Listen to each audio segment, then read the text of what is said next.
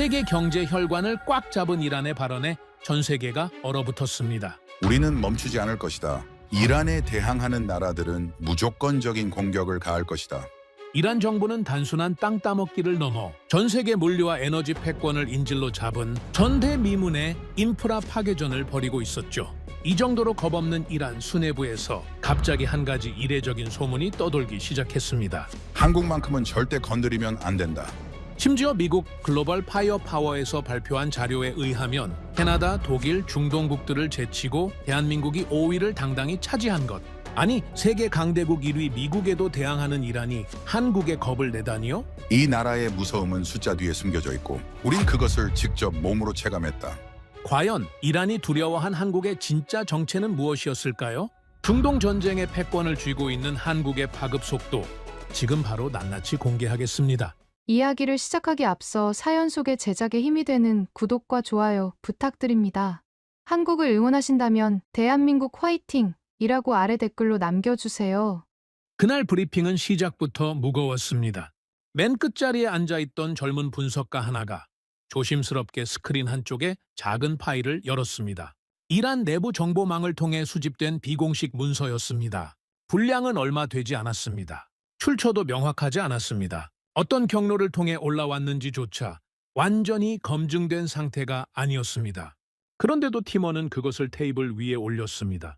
그 문서의 핵심은 딱 한 문장이었습니다. 한국은 절대 건드리지 마라. 팀원이 먼저 말을 꺼냈습니다. 이란 내부에서 퍼진 얘기입니다. 출처는 불명이지만 여러 경로에서 반복해서 확인되고 있습니다. 무시하기엔 빈도가 좀 높습니다. 저는 커피잔을 내려놓으며 짧게 잘라냈습니다. 전쟁터에서 소문 믿는 사람은 죽는다. 근거 없는 이야기에 자원 쓸 시간 없어. 다음 항목. 그렇게 그 문장은 회의 테이블에서 밀려났습니다. 아니, 밀려난 것처럼 보였습니다. 그런데 이상하게도 그날 하루 종일 그 한 문장이 머릿속에서 지워지지 않았습니다. 점심을 먹는 중에도, 오후에 다른 보고서를 읽는 중에도, 퇴근길, 엘리베이터 안에서도 그 문장이 조용히 따라붙었습니다. 전쟁터에서 소문은 흔합니다. 심리전의 도구가 되기도 하고 공포가 만들어낸 허상이기도 합니다. 저는 25년 동안 수도 없이 그런 정보 쓰레기들을 걸러냈습니다. 그런데 이번엔 왜인지 달랐습니다. 한국은 절대 건드리지 마라. 근거도 맥락도 없는 그 문장이 마치 발목을 잡는 것처럼 떠나질 않았습니다. 전황은 더 빠르게 나빠지고 있었습니다. 중동 특정 지역에서 운용 중이던 중국산 방공 시스템에 이상 징후가 데이터로 잡히기 시작했습니다. 처음엔 운용 인력의 숙련도 문제라고 판단했습니다. 낯선 장비를 다루는 현지 군인들이 아직 익숙하지 않은 것이라고 봤습니다. 두 번째엔 현지 기후나 지형 환경 때문에 센서 오류가 발생하는 것으로 분류했습니다. 그런데 세 번째, 네 번째 보고가 올라오면서 그 두 가지 설명은 더 이상 통하지 않았습니다. 이건 단순한 환경 적응 문제가 아닙니다. 시스템 자체의 요격 성공률이 예상치 대비 55% 이하로 떨어지고 있습니다. 그것도 서로 다른 세 개의 전장에서 동시에요. 분석가의 목소리가 조심스러웠습니다. 저는 수치를 다시 들여다봤습니다. 이건 오류야. 측정 환경이 잘못됐을 거야. 다시 돌려. 3번 검증했습니다. 동일합니다. 방안이 침묵으로 채워졌습니다. 55%. 그것도 한 지역만의 이야기가 아니었습니다. 서로 다른 전장, 다른 운용 환경, 다른 조건에서 공통적으로 나타나는 수치였습니다. 저는 의자에 등을 기댄 채 잠시 눈을 감았습니다. 중국이 수십 년에 걸쳐 구축하고 수출해온 방공 시스템이 실전에서 이 정도로 무너진다는 사실이 믿기지 않았습니다. 이건 단순한 기술 결함이 아니었습니다. 설계의 본질 자체가 달랐던 겁니다. 실험실에서 나온 숫자와 실제 전장에서 나온 숫자가 이렇게 다르다는 것은 그 시스템이 처음부터 실전을 위한 것이 아니었다는 뜻일 수도 있었습니다. 저는 화면 한쪽에 처음 요격 실패 수치를 메모해두고 그 옆에 물음표 하나를 눌러 적었습니다. 25년 경력 중에 그런 물음표를 처음으로 찍는 순간이었습니다. 같은 날 오후 다른 팀에서 올라온 방산 수출 동향 자료를 검토하다가 눈에 걸리는 흐름을 발견했습니다. 중동 지역의 무기 수입 계약 현황을 지역별, 국가별로 정리한 표였는데 특정 국가의 이름이 반복해서 등장하고 있었습니다. 처음엔 그냥 지나쳤습니다. 두 번째로 등장했을 때도 크게 신경 쓰지 않았습니다. 그런데 페이지를 넘길수록 그 이름이 계속 나왔습니다. 방산 수출 증가 그래프에서도, 중동 신규 계약 항목에서도, 특정 무기 시스템의 성능, 비교 데이터에서도 같은 이름이 반복됐습니다. 한국이었습니다. 저는 그 이름을 보고 잠시 손가락을 멈췄습니다. 솔직히 말하면 저는 한국이라는 나라를 제 분석 테이블에서 항상 일정한 위치에 배치해 왔습니다. 잘하는 나라, 부지런한 나라, 빠르게 성장한 나라. 그러나 세계의 판을 바꾸는 나라는 아닌 국가. 기술은 있지만 독보적이지는 않고, 생산력은 강하지만 시장을 지배하는 수준은 아닌 나라. 한마디로 이군 수준의 강국이라는 것이 제가 오랫동안 유지해온 판단이었습니다. 그런데 지금 이 데이터들은 그 판단에 조용한 의문을 제기하고 있었습니다. 납기 속도가 유난히 이상했습니다. 다른 나라들과 비교 자체가 무색할 정도로 빨랐습니다. 계약 이후 실제 공급까지 걸리는 시간이 경쟁 국가들의 절반에도 미치지 않았습니다. 거기에 기술 이전 항목까지 포함돼 있었습니다. 무기를 파는 게 아니라 그 나라의 방어 체계 전체를 함께 설계해주는 방식이었습니다. 가격 대비 성능 지수는 더 설명하기 어려웠습니다. 비정상적이라는 표현 말고는 달리 표현할 방법이 없었습니다. 통상적인 방산 시장의 논리로는 도저히 설명이 되지 않는 수치들이었습니다. 저는 화면을 내려다보며 혼잣말처럼 중얼거렸습니다. 왜 자꾸 여기서 튀어나오는 거지? 그 시점에서 저는 아직 확신하지 못하고 있었습니다. 하지만 분명한 것은 그날 이후로 제 머릿속에서 한국이라는 나라가 완전히 다른 자리를 차지하기 시작했다는 겁니다. 아침에 무시했던 그 문장, 오후에 반복해서 튀어나온 그 이름, 그리고 수치로 설명할 수 없는 성능의 차이. 세 개의 점이 조용히 하나의 선으로 이어지기 시작하고 있었습니다. 그날 밤 저는 혼자 사무실에 남아 오랫동안 모니터를 바라봤습니다. 복도 너머 경비원이 순찰을 돌고 에어컨, 소리만 나지막하게 울려 퍼지는 그 정막 속에서 저는 그 세 가지를 계속 들여다봤습니다. 중국 방공망의 붕괴, 한국 방산의 급격한 확장, 이란에서 돌던 그 이상한 소문. 따로 보면 연관이 없어 보이는 세 가지였습니다. 그런데 같이 놓고 보면 무언가가 어렴풋이 윤곽을 잡아가는 것 같았습니다. 저는 손으로 두 눈을 잠시 비볐습니다. 이건 섣불리 결론을 내릴 수 없는 영역이었습니다. 그러나 분석가의 직감이라는 건 언제나 데이터보다 반박자 먼저 반응한다는 것도 알고 있었습니다. 전쟁은 감정으로 결정되지 않습니다. 언제나 숫자가 결정합니다. 그런데 그날 밤 제 앞의 숫자들은 분명하게 무언가를 가리키고 있었고, 저는 그 방향이 어디인지 아직 인정하지 못하고 있었습니다. 마음 한 구석에서 25년 동안 한 번도 흔들린 적 없던 무언가가 조용히 균열을 내고 있었습니다. 저는 그날까지 한국을 그저 빠르게 성장한 나라 정도로 생각했습니다. 하지만 그날 이후 저는 처음으로 그 나라를 완전히 다른 시각으로 다시 보기 시작했습니다. 그 다음 날 저는 출근하자마자 결정을 내렸습니다. 기존 보고서 폐기를 보류했습니다. 한국 관련 데이터를 전부 따로 분류해서 처음부터 새로 들여다보기로 했습니다. 이 결정은 쉽지 않았습니다. 단순히 일정이 추가되는 문제가 아니었습니다. 25년 동안 유지해온 제 판단 체계를 스스로 흔드는 행위이기도 했습니다. 제 주변에 누군가가 그걸 봤다면 데이비드 밀러가 한국의 시간을 쓴다는 것 자체를 의아하게 생각했을 겁니다. 나도 그게 다소 어색하다는 걸 알고 있었습니다. 그러나 전쟁터에서 선입견은 사람을 죽입니다. 데이터가 말하는 것을 눈앞에 두고도 외면하는 순간 분석가는 그 자리에서 끝입니다. 그래서 저는 자존심보다 숫자를 선택했습니다. 처음 들여다본 건 방산 수출 증가 추이였습니다. 최근 몇 년 사이 한국의 글로벌 방산 수출 규모는 수직에 가까운 곡선을 그리고 있었습니다. 단순히 수출 금액이 늘었다는 게 아니었습니다. 계약의 구조 자체가 달라지고 있었습니다. 일반적인 무기 수출이라면 제품을 팔고 끝입니다. 이후의 책임은 구매국이 알아서 집니다. 그런데 한국의 계약 내역을 들여다보면 완전히 달랐습니다. 장비 공급 이후에 기술 이전이 포함되고 현지 생산 허용 조건이 붙어 있고 유지 보수 지원까지 패키지로 묶여 있었습니다. 무기를 팔았다기보다 그 나라의 방어 체계 자체를 함께 설계해주는 방식이었습니다. 이렇게 하면 단기 수익은 낮아질 수 있습니다. 기술 이전이나 현지 생산 허용은 당장의 판매 이익을 줄이는 조건이니까요. 그런데 이 방식은 구매국 입장에서 거절하기가 대단히 어렵습니다. 단순히 장비 하나를 사는 게 아니라 자국 방어 시스템의 핵심에 한국 기술이 뿌리내리는 구조이기 때문입니다. 한번 계약하면 이후의 관계는 자연스럽게 지속될 수밖에 없습니다. 그 차이가 결정적이었습니다. 계약 속도는 더 충격적이었습니다. 팀원이 비교 자료를 뽑아왔습니다. 유럽 주요 방산 강국과 한국의 계약 이후 초도 납품까지의 평균 기간을 나란히 놓은 표였습니다. 독일 같은 경우 계약 이후 초도 납품까지 평균 4년에서 5년입니다. 잘 알려진 얘기지만 폴란드가 전차를 주문했을 때 독일에서 먼저 받은 게 아니라 한국에서 먼저 받았습니다. 저는 한국 쪽 수치를 가리키며 물었습니다.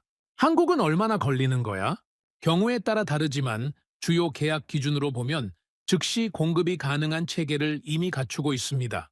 생산 라인과 재고 운영 방식 자체가 다릅니다. 저는 잠시 말을 잃었습니다. 4년에서 5년, 그리고 즉시 같은 종류의 무기 체계를 두고 이 정도의 차이가 발생한다는 건 단순히 어떤 기업이 효율적인가의 문제가 아닙니다. 나라 전체의 생산 시스템이 다르게 설계되어 있다는 뜻입니다. 전시 상황을 가정해보면 그 차이는 더 극명해집니다. 지금 당장 전선이 위협받는 상황에서 5년을 기다릴 수 있는 나라는 없습니다.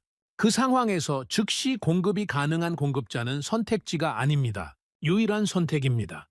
다음엔 개별 무기 체계 데이터를 하나씩 들여다봤습니다. K9 자주포 항목을 열었을 때 저는 잠시 멈칫했습니다. 전 세계 자주포 시장에서 한국의 점유율이 50%를 넘고 있었습니다. 단순히 많이 팔린다는 의미가 아니었습니다. 시장의 절반 이상을 한 나라가 쥐고 있다는 건 그것이 사실상 업계 기준이 됐다는 뜻이었습니다. 경쟁자들이 한국과 싸우는 게 아니라 한국을 따라잡으려고 노력하는 구조가 된 겁니다. K2 전차 데이터는 더 말할 것도 없었습니다. 유럽 주요국들이 보유한 전차 수를 전부 합산한 것보다 더 많은 물량이 이미 계약되거나 운용 중이었습니다. 전차는 국가 방어의 핵심 전력입니다. 쉽게 구할 수 없고 쉽게 바꿀 수도 없는 장비입니다. 그런데 그 핵심 전력의 공급 고리 중심에 한국이 자리 잡고 있었습니다. 저는 화면을 닫고 잠시 눈을 감았습니다. 이건 점유율이 아니다. 이건 장악이다. 그 무렵 팀원이 별도로 정리한 자료 하나를 가져왔습니다. 글로벌 군사력 순위 비교 데이터였습니다. 주요 군사 분석 기관들이 발표한 최근 순위에서 대한민국의 위치를 확인했습니다. 세계 5위, 핵무기 없이 재래식 전력만으로. 저는 그 숫자를 보고 한동안 아무 말도 하지 못했습니다. 물론 순위 자체는 이미 알고 있었습니다. 그건 공공연히 알려진 사실이었습니다. 그런데 그것이 단순한 숫자가 아니라 실전 데이터, 공급망 구조, 계약 속도와 전부 연결됐을 때 그 무게가 완전히 달라졌습니다. 저는 마침내 작게 인정했습니다. 좋아, 여기까진 인정하지. 그러나 아직 설명이 되지 않는 부분이 있었습니다. 순위가 높다는 것과 실제로 판을 주도한다는 건 다른 이야기입니다. 강한 군대를 가진 나라는 많습니다. 그런데 그것이 세계 시장의 흐름 자체를 바꾸는 힘이 되려면 다른 무언가가 있어야 했습니다. 저는 더 깊이 파고들었습니다. 그리고 거기서 발견한 것이 제 인식을 완전히 뒤집어 놓았습니다. 한국의 방산 수출 구조를 단순히 무기 판매의 관점에서 보면 설명이 되지 않는 부분들이 있었습니다. 왜 이렇게 빨리 공급하는가? 왜 기술 이전까지 해주는가? 왜 현지 생산을 허용하는가? 무기를 많이 팔아서 돈을 버는 것이 목적이라면 굳이 기술을 나눠줄 이유가 없었습니다. 그런데 시각을 바꿔서 전쟁 시스템 전체의 공급 구조로 보니 비로소 맞아떨어지기 시작했습니다. 생산 능력과 재고 운영, 운영 후 유지 보수 체계, 기술 이전을 통한 현지 밀착, 그리고 전 세계로 뻗어있는 수출 네트워크, 이 모든 것이 하나의 생태계를 이루고 있었습니다. 다른 나라들이 무기라는 제품을 파는 동안 한국은 전쟁을 수행하는 데 필요한 체계 전체를 수출하고 있었습니다. 무기 거래가 아니라 전쟁 인프라의 이식이었습니다. 저는 분석가로서 수십 개 나라의 방산 전략을 들여다본 사람입니다. 미국은 기술로 압도합니다. 러시아는 물량으로 누릅니다. 중국은 가격으로 뚫어 들어갑니다. 그런데 한국은 그 어느 쪽도 아니었습니다. 빠른 납기와 검증된 성능, 기술 이전이라는 실질적인 혜택, 그리고 실전에서 나온 데이터, 이 조합은 구매국 입장에서 거절하기 어렵습니다. 단순히 좋은 물건을 사는 게 아니라 자국의 방어 체계에 든든한 공급자를 심어두는 것이기 때문입니다. 팀원이 제 옆에 앉아 조용히 물었습니다. 어떻게 보십니까, 선생님? 저는 잠시 생각하다 천천히 답했습니다. 이건 무기 거래가 아니다. 잠시 침묵이 흘렀습니다. 전쟁 인프라다. 그 말을 내뱉는 순간 나 스스로도 그것이 단순한 분석 결과가 아니라는 걸 알았습니다. 무언가 거대한 변화의 흐름이 조용히 진행되고 있었고 저는 그 흐름의 한가운데를 겨우 들여다보기 시작한 것이었습니다.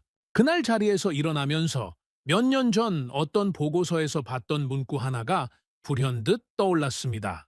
강대국은 전쟁에서 이기는 나라가 아니다. 전쟁을 설계하는 나라다. 그 문장을 처음 읽었을 때 저는 그게 미국을 설명하는 말이라고 생각했습니다. 그런데 지금 그 문장은 다른 나라를 가리키고 있는 것처럼 보였습니다. 저는 처음에 한국을 그저 빠르게 성장한 나라라고 생각했습니다. 그리고 지금 그 생각이 얼마나 좁은 것이었는지를 조용히 인정하고 있었습니다. 그들은 이미 게임의 룰을 바꾸고 있었습니다. 조용하게, 그러나 확실하게.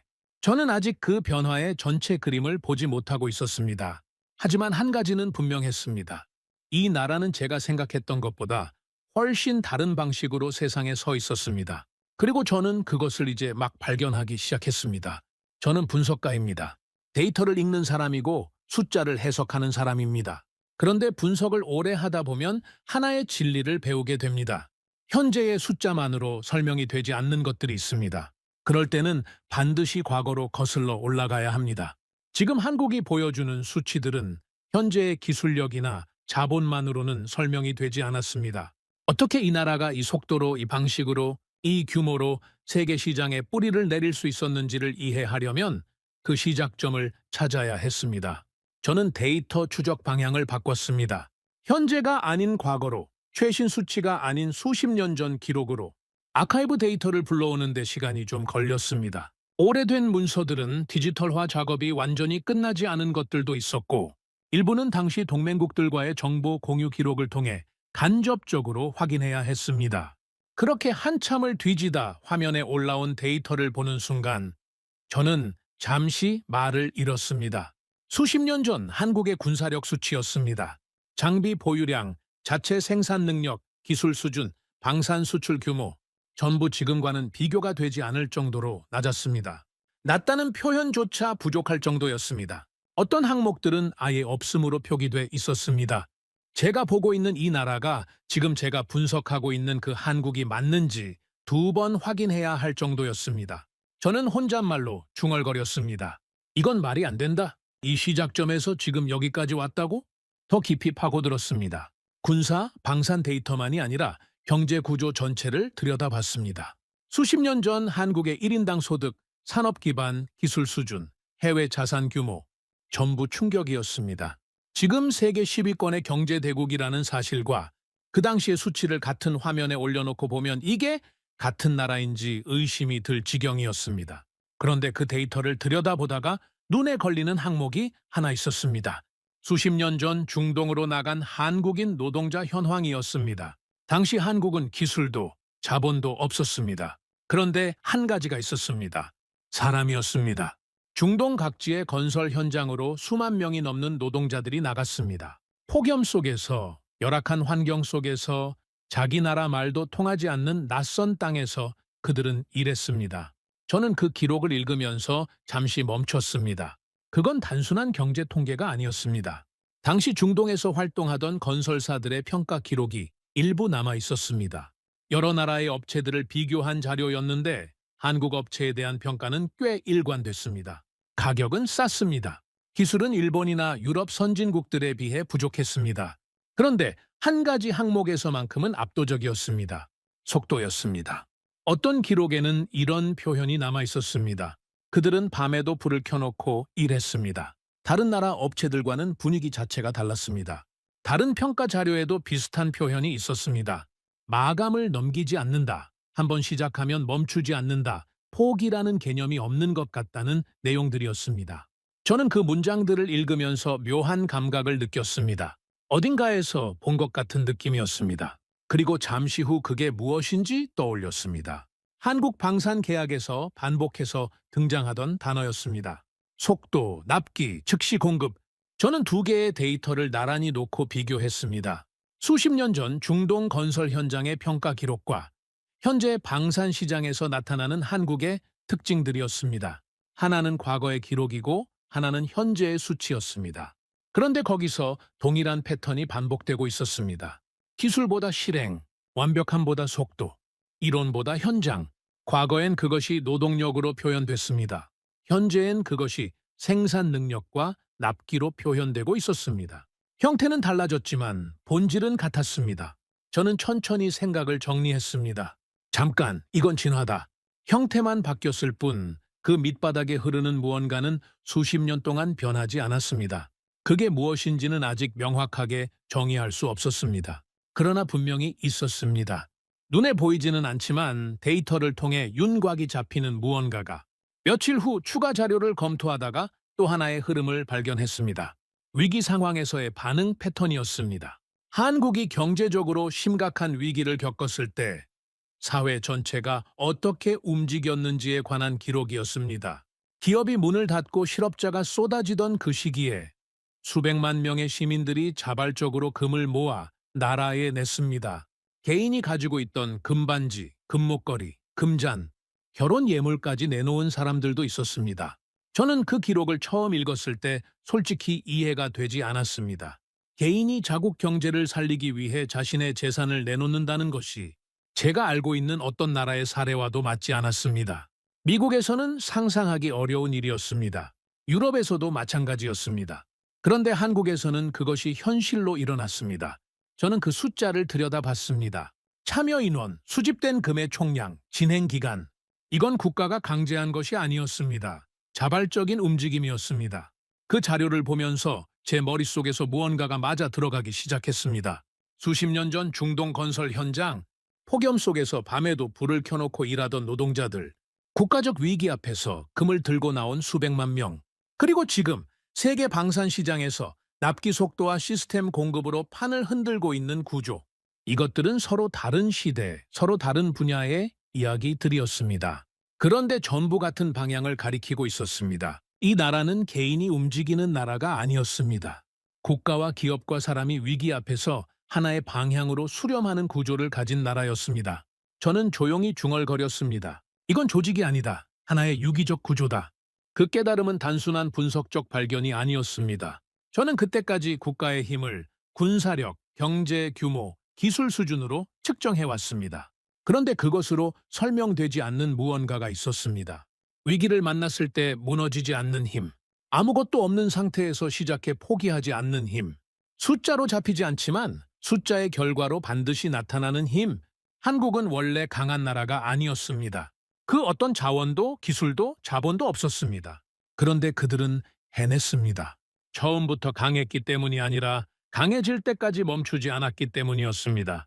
저는 그때 처음으로 이 나라에 대해 분석 이상의 무언가를 느꼈습니다. 그것이 무엇인지는 정확하게 표현할 수 없었지만 분명히 말할 수 있는 건 하나였습니다. 이 나라는 단순한 성장 국가가 아니었습니다. 저는 이제 이해하기 시작했습니다. 왜 이 나라가 이런 방식으로 움직이는지를, 그리고 동시에 왜 세계가 조용히 이 나라를 주목하기 시작했는지도. 이해한다는 것과 인정한다는 것은 다릅니다. 저는 그 차이를 그때만큼 또렷하게 느낀 적이 없었습니다. 데이터는 분명했습니다. 흐름도 보였습니다. 패턴도 잡혔습니다. 그런데 그것을 공식적인 분석 결론으로 올린다는 것은 또 다른 문제였습니다. 한국이 세계 방산 시장의 중심 공급자로 부상하고 있다. 한국의 전쟁 시스템 수출이 글로벌 안보 구조를 바꾸고 있다. 이 문장들을 보고서에 정식으로 쓰는 것은 단순한 팩트의 기록이 아니었습니다.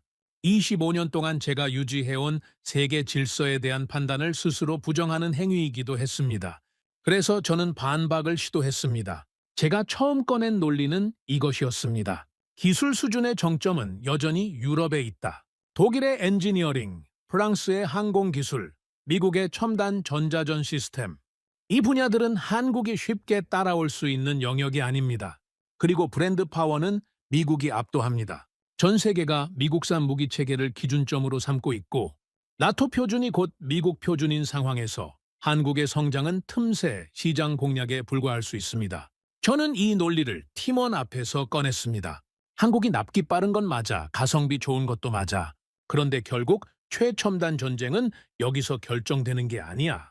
전자전, 스텔스, 우주자산. 이건 미국하고 유럽 이야기야. 팀원은 잠시 침묵하다가 조심스럽게 자료를 하나 내밀었습니다. 그 부분 데이터도 뽑아봤습니다. 그 자료는 제 반박의 틈을 바로 파고들었습니다. 첨단 분야 기술 수준 비교표였는데 한국이 단순히 제조 효율만 높은 나라가 아니라는 걸 수치로 보여주고 있었습니다. 함정 탐지 체계, 유도 정밀 무기, 방공망 소프트웨어 알고리즘.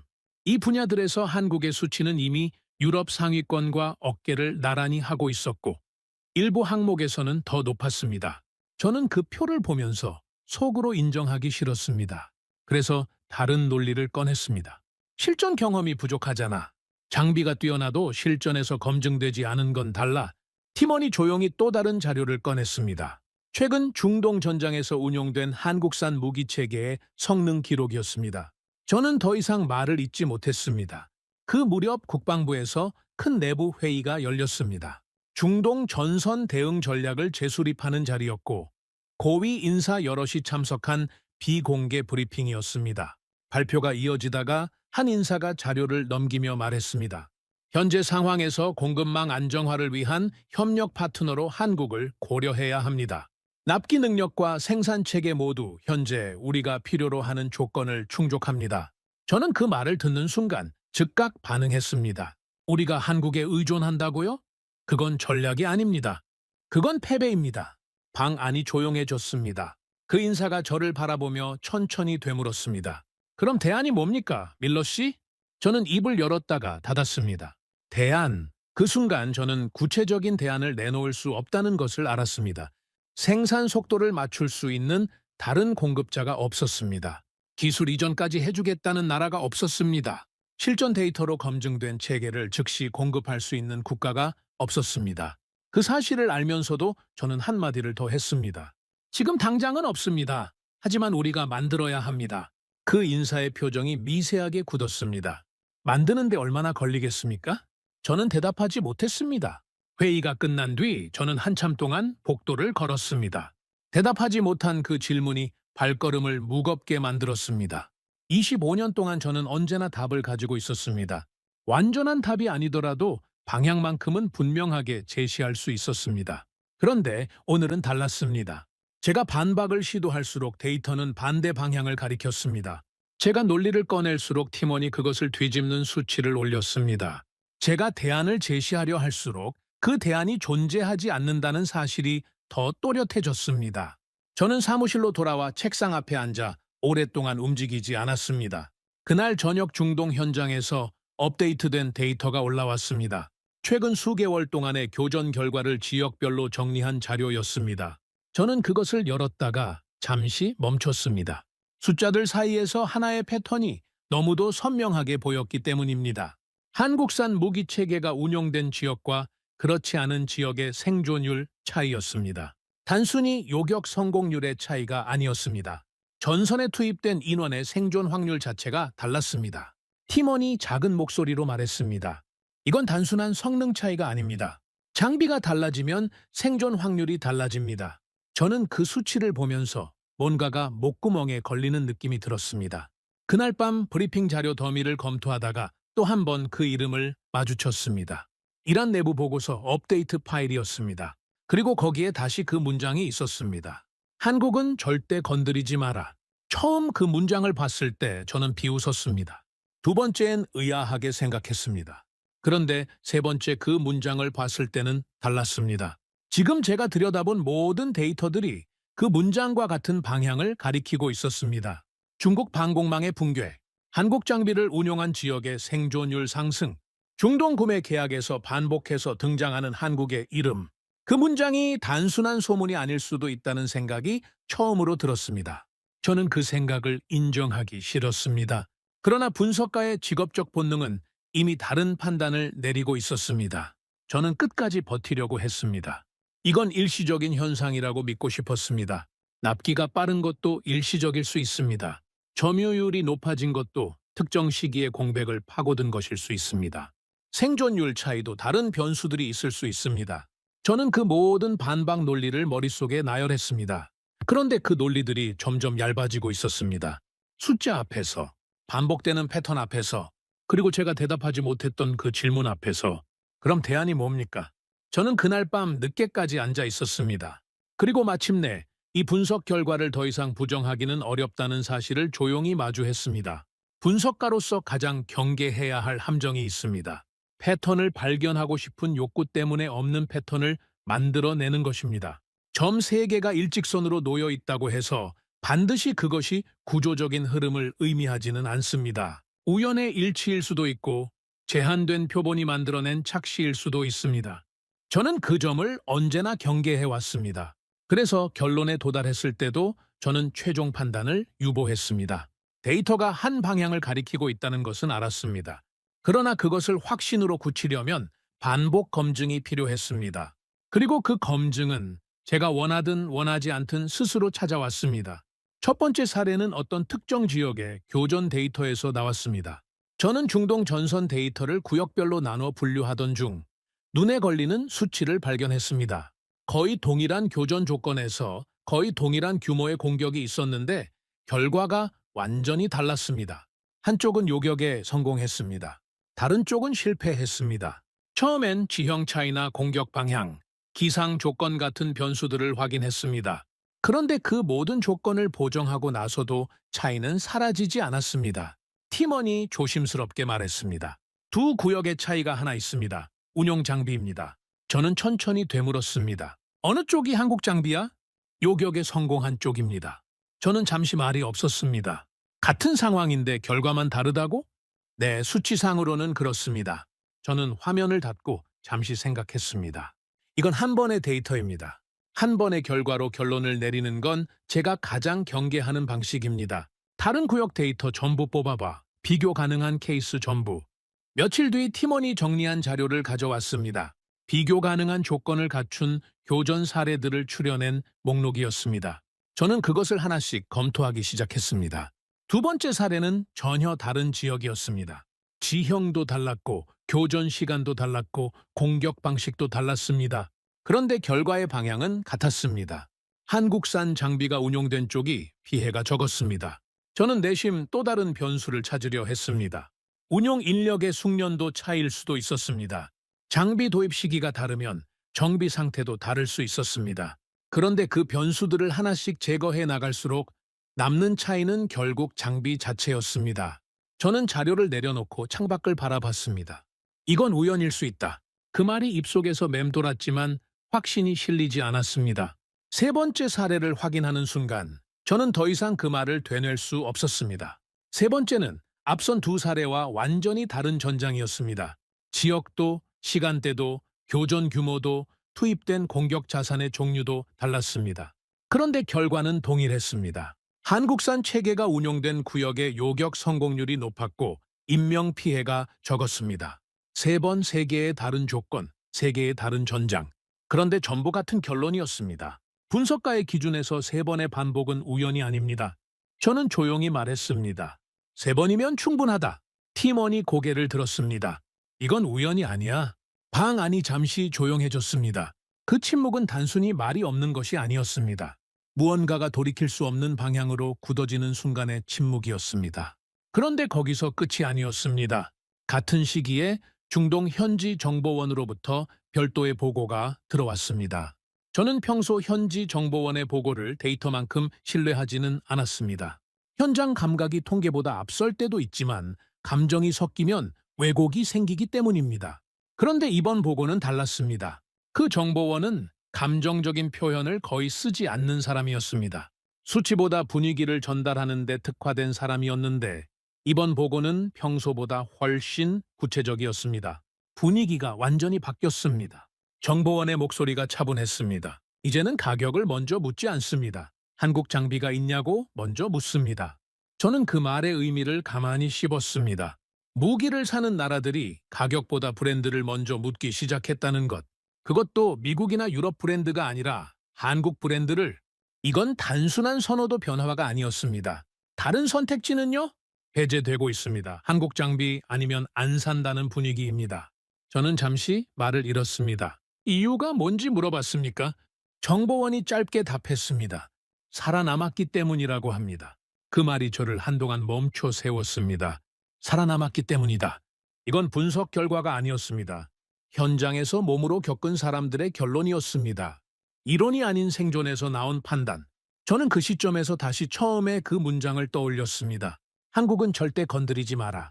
처음 그 문장을 접했을 때 저는 웃었습니다. 근거 없는 소문, 심리전의 산물, 전쟁통에서 떠도는 허언이라고 생각했습니다. 두 번째 접했을 때는 불편했습니다. 데이터와 교차하기 시작하면서 단순히 무시하기가 어려워졌습니다. 그리고 지금 세 번의 검증된 교전 데이터와 중동 현장의 직접적인 반응이 쌓인 상태에서 그 문장을 다시 읽으니 전혀 다른 무게로 다가왔습니다. 저는 혼자 중얼거렸습니다. 그건 경고가 아니었다, 결론이었다. 그 순간부터 저는 전혀 다른 질문을 품게 됐습니다. 이란은 왜 그런 말을 퍼뜨렸을까? 적국의 장비를 두려워한다는 것을 내부에서 인정한다는 건 어떤 측면에서는 굉장히 이례적인 일입니다. 두려움을 인정하는 것은 약점을 드러내는 것이기 때문입니다. 그런데도 그 문장이 내부에서 반복됐다면 그건 두려움을 숨기는 것보다 그 정보를 공유하는 것이 더 중요하다고 판단했다는 뜻입니다. 즉 경고였습니다. 아군에게 보내는 생존 지침이었습니다. 저는 그 생각이 정리되는 순간 등줄기가 서늘해지는 것을 느꼈습니다. 25년 동안 전쟁 데이터를 들여다봐온 저도 이런 방식으로 한 나라의 존재감이 각인되는 경우를 본 기억이 없었습니다. 적이 스스로 경계 대상으로 지목한다는 것, 그 사실만으로도 이 나라가 어디에 서 있는지를 설명하기에 충분했습니다. 저는 그제야 이해했습니다. 왜 이란에서 그런 말이 돌았는지, 왜 중동의 구매 결정이 바뀌고 있는지, 왜 세계의 전혀 다른 전장에서 같은 결론이 나왔는지, 그리고 한 가지를 더 이해했습니다. 왜 저와 우리 팀이 아직까지 그것을 공식적으로 인정하지 못하고 있는지. 데이터의 문제가 아니었습니다. 자존심의 문제였습니다. 어떤 위기는 천천히 옵니다. 징조가 있고 경고가 있고 대비할 시간이 있습니다. 그런데 어떤 위기는 이미 와 있을 때 비로소 그것이 위기였다는 걸 알게 됩니다. 저희 팀이 마주한 위기는 후자였습니다. 사태가 가시화된 건 중동 전선이 장기전으로 굳어지기 시작하면서부터였습니다. 전쟁이 길어진다는 것은 소모가 길어진다는 뜻입니다. 미사일은 쏘면 없어집니다. 포탄은 쓰면 사라집니다. 장갑 차량은 파괴되면 다시 만들어야 합니다. 처음 전선이 열렸을 때만 해도 재고 수준은 안정적이었습니다. 그런데 전쟁이 예상보다 훨씬 길어지면서 그 여유가 빠르게 사라지기 시작했습니다. 패트리어트 미사일 재고 수치를 확인한 건 한 내부 보고를 통해서였습니다. 저는 그 숫자를 보고 잠시 멈췄습니다. 현재 소모 속도를 기준으로 하면 3개월을 버티기 어렵습니다. 국방부 담당자의 목소리에 힘이 없었습니다. 저는 믿기지 않는다는 표정으로 되물었습니다. 3개월이요? 네, 현재 교전 강도가 유지된다면요? 저는 그 숫자를 받아들이는 데 시간이 필요했습니다. 패트리어트 미사일 부족이라는 상황은 단순히 한 무기 체계의 재고 문제가 아니었습니다. 그것은 미국이 지금 이 전선을 방어하는 핵심 수단이었습니다. 그 재고가 3개월이라는 건 전선 방어 능력에 직접적인 구멍이 생긴다는 뜻이었습니다. 저는 즉시 생산 증산 가능성을 따져봤습니다. 라인을 풀가동해서 공백을 메울 수 있는지, 동맹국에서 일부를 이전받을 수 있는지, 다른 체계로 대체 운용이 가능한지. 그런데 하나씩 따져볼수록 답이 나오지 않았습니다. 생산 라인은 이미 최대한으로 돌아가고 있었습니다. 동맹국들도 상황이 크게 다르지 않았습니다. 대체 체계는 전환 시간이 필요했는데 그 시간이 없었습니다. 저는 보고서를 덮고 잠시 눈을 감았습니다. 그런데 미사일 재고 문제보다 더 근본적인 위기가 곧이어 수면 위로 올라왔습니다. 몇 주 뒤 공급망 분석팀에서 긴급 자료가 올라왔습니다. 미사일과 전투기 생산에 필수적으로 들어가는 핵심 광물 현황이었습니다. 자료의 첫 페이지를 넘기는 순간부터 분위기가 달라졌습니다. 안티모니, 그 이름이 처음엔 낯설었습니다. 그런데 설명을 읽으면서 그것이 얼마나 결정적인 소재인지가 분명해졌습니다. 군용 탄약의 경화제, 야간 투시경의 핵심 부품, 난연 소재, 미사일 부품 중 일부도 이 광물 없이는 생산이 불가능했습니다. 그리고 그 공급이 차단되고 있었습니다. 중국이 수출 통제를 강화하면서 글로벌 공급이 급격히 줄어들기 시작했고 비축량은 이미 위험 수준 아래로 내려와 있었습니다. 팀원이 수치를 읽어 내려갔습니다. 현재 비축량은 정상 운용 기준의 5% 이하입니다. 저는 그 숫자를 듣고 숨이 멎는 것 같았습니다. 그럼 생산이 멈춘다는 건가? 지금 속도라면 수개월 내로 주요 군수 생산 라인 일부가 가동을 중단해야 합니다. 회의실 안이 조용해졌습니다. 저는 그 침묵 속에서 그동안 제가 당연하게 여겨왔던 것들이 흔들리는 감각을 느꼈습니다. 세계 최강의 군사력, 가장 발달한 방산기술, 가장 방대한 생산 능력, 그 모든 것이 단 하나의 작은 광물, 공급에 이렇게 직접적으로 연결되어 있다는 사실을 저는 제대로 인식하지 못하고 있었습니다. 이건 군사 전략의 문제가 아니었습니다. 공급망의 문제였습니다. 그리고 공급망에는 감정도 자존심도 이념도 없습니다. 연결이 끊기면 생산이 멈추는 것, 그것뿐입니다. 그로부터 며칠 뒤 저는 내부 비공개 보고서 하나를 받았습니다. 표지에 접근 등급이 붙어 있었고 배포 범위가 극히 제한적이었습니다. 저는 그것을 천천히 읽어 내려갔습니다. 미사일 재고 문제와 핵심 광물 공급 문제를 동시에 해결할 수 있는 현실적인 방안을 분석한 문서였습니다. 보고서는 여러 시나리오를 검토했습니다. 동맹국 협력 확대, 자체 광물 비축 강화, 대체 광물 개발, 공급망 다변화. 그런데 각 시나리오마다 공통으로 붙어 있는 표현이 있었습니다. 단기 내 실현 불가. 그 표현이 페이지마다 반복됐습니다. 마지막 페이지를 넘겼을 때 결론 항목에는 단 하나의 방안이 남아 있었습니다. 저는 그것을 읽는 순간 손이 멈췄습니다. 고려아연 등 한국 기업과의 기술 협력 및 공급 체계 구축. 국방부에서 그 보고서를 두고 회의가 열렸습니다. 고위 인사가 먼저 말을 꺼냈습니다. 우리가 선택할 수 있는 건 하나뿐입니다. 한국입니다. 저는 그 말을 듣고 즉각 반응했습니다. 우리가 한국에 의존한다고요? 그건 전략이 아닙니다. 그건 항복입니다. 그 인사가 저를 바라보았습니다. 표정에 감정이 없었습니다. 그 무감각함이 오히려 더 무겁게 느껴졌습니다. 밀러 씨, 지금 우리한테 전략이 있습니까? 저는 입을 열었다가 다시 닫았습니다. 항복이 아닙니다. 생존입니다. 회의실 안의 공기가 완전히 바뀌었습니다. 저는 반박하고 싶었습니다. 그러나 그 순간 제 머릿속에서 가장 먼저 떠오른 건 제가 대답하지 못했던 그 질문이었습니다. 그럼 대안이 뭡니까? 대안은 없었습니다. 이번에도 마찬가지였습니다. 저는 입을 다물었습니다. 회의가 끝난 뒤 별도로 한국 기업에 재련 기술 분석 자료가 배포됐습니다. 저는 그것을 사무실로 돌아와 혼자 읽었습니다. 자료는 고순도 금속 생산 기술의 현황을 국가별로 비교하고 있었습니다. 해당 기술을 갖춘 국가 목록에서 중국을 제외하면 의미 있는 수준의 생산 능력을 갖춘 나라는 사실상 하나였습니다. 한국이었습니다. 거기서 끝이 아니었습니다. 부산물 재활용 기술까지 포함하면 전 세계에서 그 공정을 완결할 수 있는 나라는 더더욱 줄어들었습니다. 저는 자료를 읽는 내내 반박할 지점을 찾으려 했습니다. 그런데 페이지를 넘길수록 반박이 아니라 확인만 반복됐습니다. 마지막 줄에 손가락이 멈췄습니다. 대체 공급처 없음. 저는 천천히 자료를 내려놓았습니다. 그리고 혼자 조용히 중얼거렸습니다. 이건 대체 불가능이다. 그 말을 뱉는 순간 저는 처음으로 이 상황의 전체 그림을 보게 됐습니다.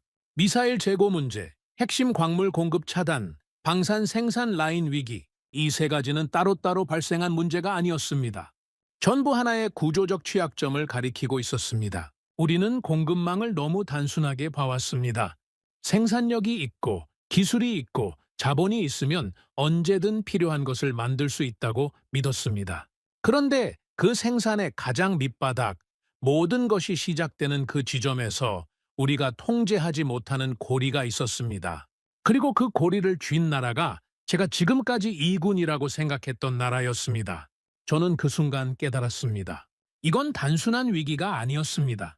판이 뒤집히고 있었습니다. 어떤 결정은 스스로 내리는 것이 아닙니다. 상황이 밀어붙이고 선택지가 사라지고 마지막에 남은 하나를 집어드는 것. 그것도 결정이라고 부를 수는 있지만 그것은 자유의지로 내린 결정이 아닙니다. 우리의 결정이 그랬습니다. 국방부는 한국 기업과의 공식 협력을 최종 승인했습니다. 대규모 투자 협의와 기술 협력 체계 구축이 동시에 시작됐습니다. 회의실에서 그 결정이 발표되던 순간 저는 뭔가 말을 해야 할 것 같은 기분이 들었습니다. 그런데 아무 말도 나오지 않았습니다. 25년 동안 미국의 전략적 우위를 당연한 전제로 삼아온 사람이 처음으로 그 전제가 흔들리는 자리에 앉아 있었습니다. 고위 인사가 짧게 말했습니다. 지금은 자존심을 따질 때가 아닙니다. 저는 그 말을 듣고 창밖을 바라봤습니다. 우리가 여기까지 왔군요. 협력 체계가 가동되기 시작한 건 그로부터 얼마 지나지 않아서였습니다. 저는 솔직히 말하면 기대보다는 의심이 컸습니다. 공급망 협력이라는 건 말처럼 빠르게 이루어지지 않습니다. 계약이 체결되고 시스템이 연결되고 실제 생산이 안정화되기까지는 상당한 시간이 필요합니다. 저는 최소 몇 달은 걸릴 것이라고 생각했습니다. 그런데 첫 번째 보고가 올라왔을 때 저는 다시 한번 제 예측이 빗나갔다는 걸 확인해야 했습니다. 생산 속도가 예상보다 훨씬 빠릅니다. 팀원의 목소리에 당혹감이 묻어 있었습니다. 공급 안정성도 중단 없이 유지되고 있습니다. 품질 기준도 우리 요구치를 초과하고 있고요. 저는 그 수치들을 직접 확인했습니다. 모든 항목이 처음부터 예상치를 넘고 있었습니다. 납기 일정도, 품질 기준도, 공급 지속성도. 저는 그 보고서를 읽으면서 이건 말이 안 된다는 생각이 먼저 들었습니다. 이 속도로 이 품질을 유지하면서 공급을 끊기지 않게 한다는 건 사전에 이미 그 모든 것을 준비해뒀다는 뜻이었습니다. 그리고 얼마 뒤 전장 보고가 달라지기 시작했습니다. 한국 기술이 적용된 이후 전선에서 올라오는 수치들이 바뀌고 있었습니다. 요격 성공률이 올라갔습니다. 피해 수치가 줄었습니다. 그리고 전선이 안정화되기 시작했습니다. 단순히 버티는 수준이 아니었습니다. 현장에서 올라온 보고가 그것을 정확하게 표현했습니다. 상황이 바뀌고 있습니다. 버티는 게 아닙니다. 밀어내고 있습니다. 저는 그 문장을 3번 읽었습니다. 버티는 게 아니라 밀어낸다. 그 차이가 무엇인지는 전선 상황을 이해하는 사람이라면 즉시 알 수 있습니다. 버티는 건 소모전입니다. 언젠가는 한계가 옵니다. 밀어낸다는 건 흐름이 바뀐다는 뜻입니다. 판이 전환된다는 뜻입니다. 저는 보고서를 내려놓고 오랫동안 생각에 잠겼습니다. 그 무렵 저는 처음부터 다시 모든 데이터를 정렬해 봤습니다. 처음 이란 소문을 접했을 때부터 지금 전선 보고가 달라지고 있는 이 순간까지 각각의 사건들을 시간 순서대로 그리고 구조적 연결로 나란히 놓아봤습니다. 그렇게 하나씩 이어붙이면서 저는 뒤늦게 하나의 그림을 보게 됐습니다. 한국은 이 모든 것을 이미 준비하고 있었습니다. 방산 수출 구조를 단순히 무기 판매가 아니라 시스템 이식 방식으로 설계한 것, 납기 속도를 일반 경쟁국들이 따라올 수 없는 수준으로 유지한 것, 공급망에서 광물 재련 기술을 내재화한 것, 전 세계 방산 계약을 통해 구매국과의 관계를 장기적으로 구축한 것, 이것들이 각각 따로 발생한 성과가 아니었습니다. 하나의 방향을 향해 오랫동안 준비된 구조였습니다. 저는 조용히 인정했습니다. 우리는 뒤늦게 올라탄 거였다. 팀원이 고개를 들었습니다. 저는 말을 이었습니다. 이미 시작된 게임에? 그 순간 이란에서 돌던 그 문장이 다시 떠올랐습니다. 한국은 절대 건드리지 마라. 저는 그 문장의 의미를 처음부터 잘못 읽고 있었습니다. 처음엔 그것이 두려움에서 나온 말이라고 생각했습니다. 강한 적을 마주쳤을 때 느끼는 공포가 만들어낸 표현이라고요. 그런데 지금은 다르게 읽혔습니다. 그건 두려움이 아니었습니다. 전략적 판단이었습니다. 한국과 충돌하면 손해다. 한국과 맞서면 불리해진다. 한국을 건드리면 그 결과를 감당하기 어렵다. 그 판단이 응축된 문장이었습니다. 두려움에서 나온 경고가 아니라 냉정한 계산에서 나온 생존 매뉴얼이었습니다. 저는 그 해석에 도달하는 순간 등 뒤로 서늘한 것이 지나가는 느낌을 받았습니다. 이 나라는 적조차 스스로 경계 대상으로 지목하게 만드는 존재감을 가지고 있었습니다. 그리고 그것은 무력으로 만들어진 두려움이 아니었습니다. 실력으로 쌓아 올린 신뢰와 데이터로 증명된 성과가 만들어낸 결과였습니다. 저는 평생 강대국을 분석해왔습니다. 누가 위인지, 누가 아래인지를 계산하는 것이 제 일이었습니다. 그 기준은 항상 명확했습니다. 군사력, 경제 규모, 기술 수준, 핵 보유 여부. 그 기준으로 세계를 서열화하고 그 서열 안에서 각 나라의 역할과 한계를 정의해왔습니다. 그런데 지금 처음으로 제가 서 있는 위치가 바뀌었다는 것을 느꼈습니다. 한국이 올라선 것이 아니었습니다. 세계가 움직이고 있었고 그 이동의 방향 한가운데에 한국이 있었습니다. 저는 그것을 알아채는데 너무 오랜 시간이 걸렸습니다. 변화는 처음엔 조용합니다. 한 곳에서 시작된 흔들림이 퍼져나가고 그것이 충분히 커졌을 때 비로소 다른 곳에서도 보이기 시작합니다. 제가 워싱턴에서 데이터를 들여다보는 동안 세계 다른 곳에서는 이미 그 흔들림이 파문처럼 번지고 있었습니다. 중동 국가들의 움직임이 먼저 달라졌습니다. 한국 방산과 협력을 확대하겠다는 요청이 여러 경로를 통해 동시에 들어오기 시작했습니다. 이건 단순히 무기 구매 문의가 아니었습니다. 방어체계 전체를 함께 설계해달라는 요청이었습니다.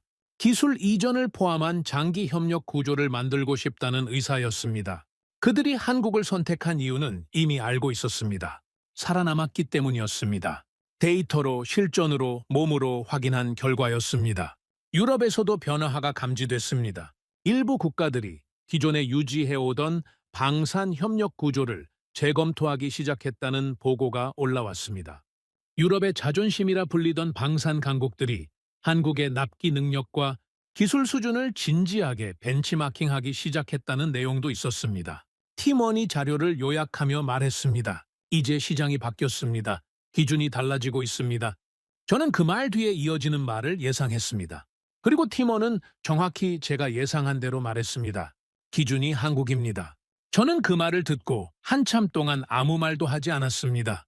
기준, 그 단어가 생각보다 훨씬 무거웠습니다. 좋은 나라, 잘하는 나라, 성장한 나라, 이런 표현들은 비교의 대상입니다. 누군가와 견줬을 때 나오는 표현들입니다. 그런데 기준이 됐다는 건 다릅니다. 기준은 비교의 대상이 아닙니다. 비교의 출발점입니다. 다른 나라들이 한국과 비교당하는 것이 아니라 한국을 기준으로 측정되기 시작했다는 뜻이었습니다. 저는 그 변화가 얼마나 큰 것인지를 실감하는데 또 잠시 시간이 필요했습니다. 공급망 구조를 다시 들여다봤습니다. 표면 위로 드러난 것들, 즉 방산 수출과 무기 체계 납기, 계약 네트워크만을 보면 이미 충분히 놀라웠습니다. 그런데 그 아래를 보면 더 깊은 층이 있었습니다. 광물 재련 기술을 통한 소재 공급, 반도체 생산 과정에서 파생되는 희귀 부산물의 처리와 재활용, 정밀 부품 생산에서 요구되는 초고순도 소재의 가공, 이 모든 것들이 연결되어 있었습니다. 방산이 겉에서 보이는 얼굴이라면 소재와 부품과 공급망은 그 안에서 흐르는 피였습니다. 그리고 그 피의 흐름이 한국을 통과하고 있었습니다. 저는 그 구조를 시각화해서 그려보다가 멈췄습니다. 이건 무기가 아니다, 생태계다. 킹메이커라는 표현이 있습니다. 왕을 만드는 사람, 권력을 쥔 것처럼 보이는 사람, 뒤에서 실제로 판을 움직이는 존재. 저는 그 단어를 분석 자료에서 사용할 때 항상 미국이나 유럽의 특정 나라를 염두에 뒀습니다. 그런데 지금 이 구조를 들여다보면서 그 단어가 다른 나라에 더 어울린다는 생각이 들었습니다. 중국은 자원으로 세계를 압박했습니다. 미국은 기술과 금융으로 영향력을 행사했습니다. 그런데 한국은 달랐습니다. 양쪽 모두를 연결하는 위치에 있었습니다. 중국이 자원 통제를 강화할 때 그 대안을 제공할 수 있는 기술 역량을 가진 나라, 미국이 생산망 위기를 맞았을 때 그 공백을 메울 수 있는 공급 체계를 가진 나라, 두 강대국이 충돌하는 그 틈에서 한국은 양쪽이 모두 필요로 하는 존재로 자리 잡고 있었습니다. 저는 그 구조를 이해하면서 처음으로 이런 생각을 했습니다. 우리는 싸우고 있었고, 저는 잠시 멈췄다가 말을 이었습니다. 한국은 판을 만들고 있었다.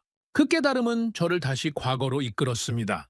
수십 년 전 중동 건설 현장의 기록, 아무것도 없이 낯선 땅에서 밤에도 불을 켜놓고 일하던 사람들, 경제 위기 앞에서 금반지를 들고 나온 수백만 명, 그리고 지금 세계 방산 시장의 기준이 되고 공급망의 핵심 고리를 쥔 나라, 그 두 개의 그림이 하나의 화면에 겹쳐지는 순간 저는 말을 잃었습니다. 그들은 아무것도 없었다. 저는 조용히 그러나 분명하게 말했습니다. 그런데 지금은 모든 걸 쥐고 있다. 팀원이 조심스럽게 물었습니다. 어떻게 된 건지 이해가 됩니까? 저는 잠시 생각했습니다. 이해하는 게 아니야. 경외하는 거야. 저는 그날 이후 제 분석 보고서의 마지막 항목을 고쳐 썼습니다. 기존에 제가 유지해온 글로벌 군사 공급망 서열 분석 항목에서 대한민국의 위치를 다시 조정했습니다. 단순히 순위를 올린 것이 아니었습니다. 분류 체계 자체를 바꿨습니다.